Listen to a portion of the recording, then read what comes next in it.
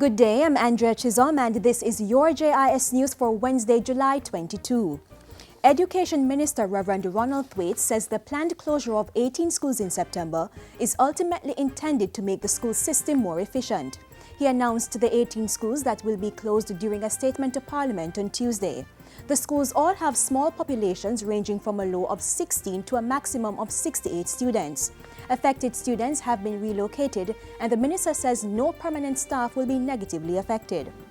No permanent staff at any school to be affected is likely to lose their job, and necessary consultations have been engaged for the relocation of teachers, and some have opted for early retirement.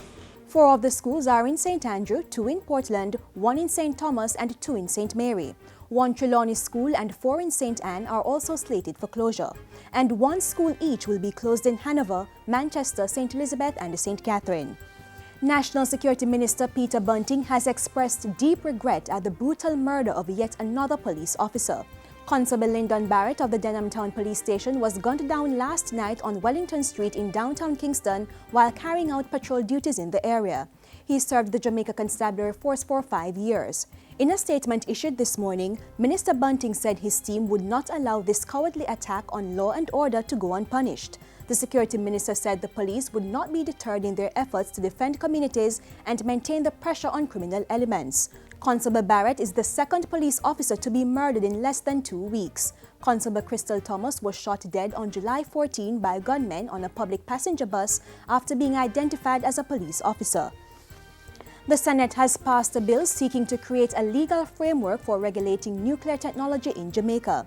Justice Minister Senator Mark Golding piloted the bill's approval on July 17.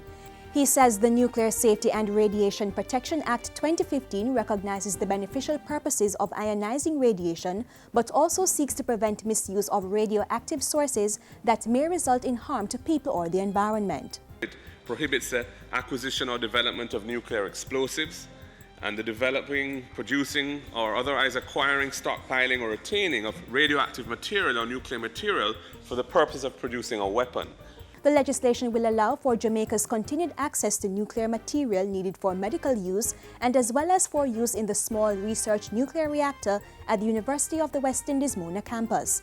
Minister Golding says it promotes radiation protection principles and an effective nuclear safety culture.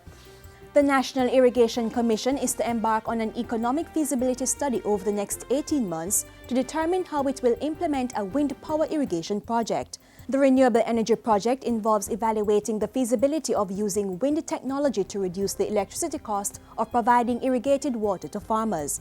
It's expected to generate 5 megawatts of energy in the Newark Spurtree area of Manchester. It comes after a 12-month data collection exercise and assessment of the quality of the wind regime at the site. We are of the view, even at this stage, it is a project which can move forward.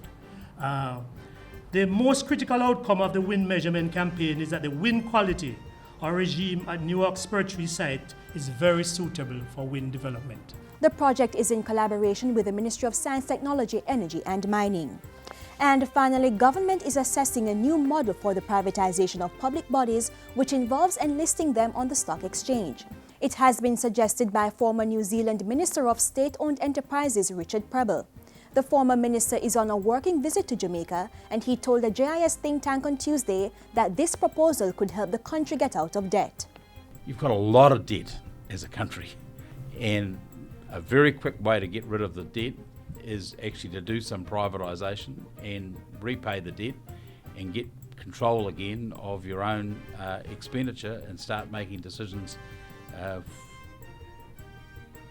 for the benefit of Jamaica. Deputy Financial Secretary in the Finance Ministry, Anne-Marie Roden, says the model has been put forward to the government and is being looked at as a possibility for Jamaica.